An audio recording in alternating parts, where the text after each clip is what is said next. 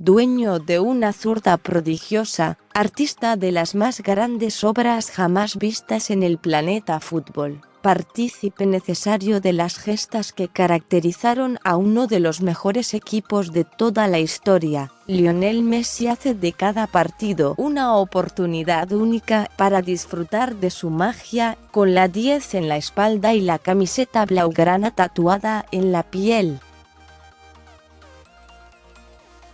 Esta tarde, el argentino tiene la posibilidad de continuar agigantando su figura, cuando enfrente al Real Madrid en la ida de las semifinales de la Copa del Rey, competición que logró ganar en 6 ocasiones con su equipo, el Fútbol Club Barcelona. Sin embargo, el destino pudo haber sido distinto. Más de una vez, el merengue coqueteó con su principal verdugo y, por detalles, no logró verlo festejar con la casaca blanca. Guillem Balaguer, en su libro Messi, cuenta que el Real Madrid estuvo a punto de hacerse con los servicios de Leo en el año 2001, a través de una operación en la cual participó otro argentino, en aquel tiempo director deportivo del club blanco, Jorge Valdano.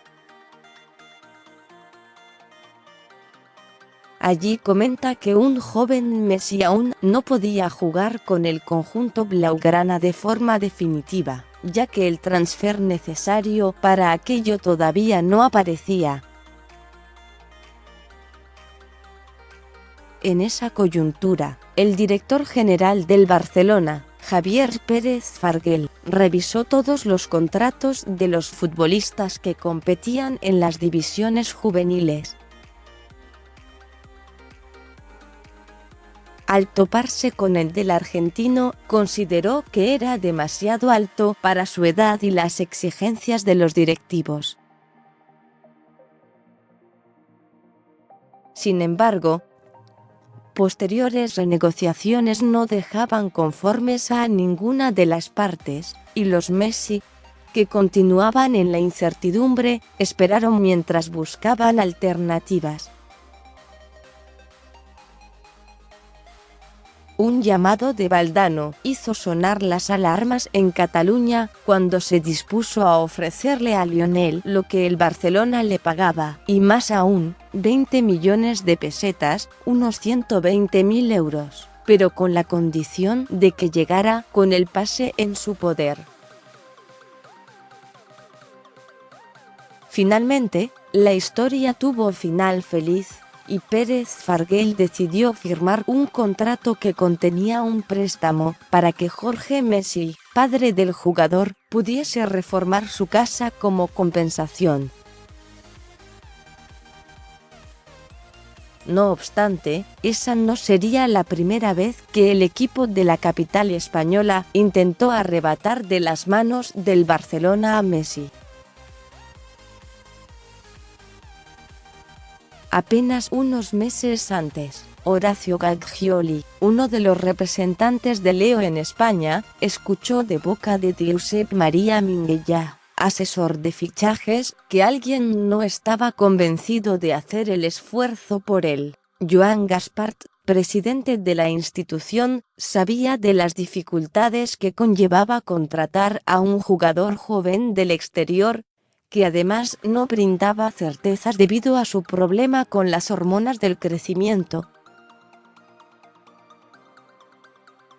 Tiempo después, en declaraciones a Globo Esporte, Gaglioli contaría una curiosidad pocas veces escuchada. Por circunstancias de la vida, fui a vivir a Barcelona y lo llevé para las pruebas.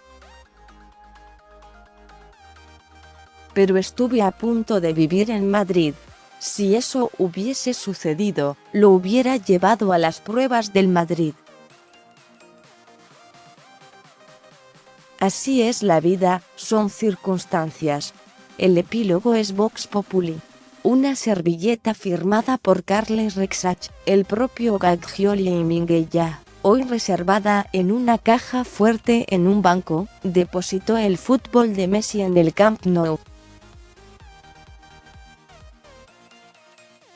Pocas veces se han visto rivalidades tan marcadas en la misma época de un deporte en particular.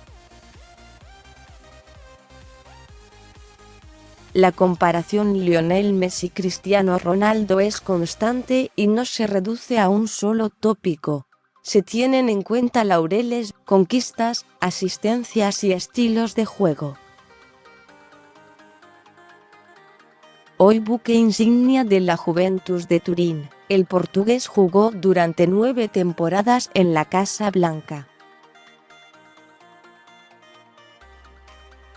Pese a ser uno de los ídolos más trascendentes del club, amagó con irse más de una vez.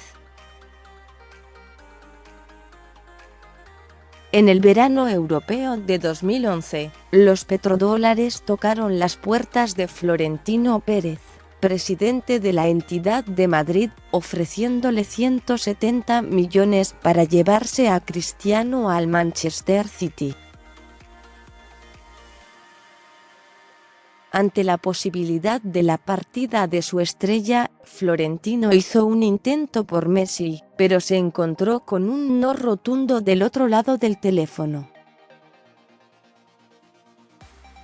Para su alivio, luego Ronaldo, en una entrevista con la cadena COPE, afirmó que no se movería del Santiago Bernabéu. Sin embargo, en el año 2013, Football Leaks relató lo que sería a posteriori la oferta más importante realizada por el Real Madrid para contar con Lionel Messi, quien pasaba por una de sus peores temporadas a nivel individual, y con el Barcelona fuera de la pelea por las 3 competiciones más destacadas: Champions League, Liga y Copa del Rey. En aquel momento, los catalanes habían apostado fuerte contratando a Neymar, considerado como la promesa del fútbol mundial, al Santos de Brasil, pero inmediatamente no se cumplieron las expectativas que se habían generado. En este contexto, Florentino Pérez intentó pagar la cláusula de rescisión de Leo, valuada entonces en 250 millones de euros, ofreciéndole un salario neto de 23 millones al año durante 8 temporadas. Además, le fue propuesta una mediación ante el gobierno español, debido a la investigación que se le estaba realizando por fraude fiscal. Nuevamente, la respuesta resultó negativa.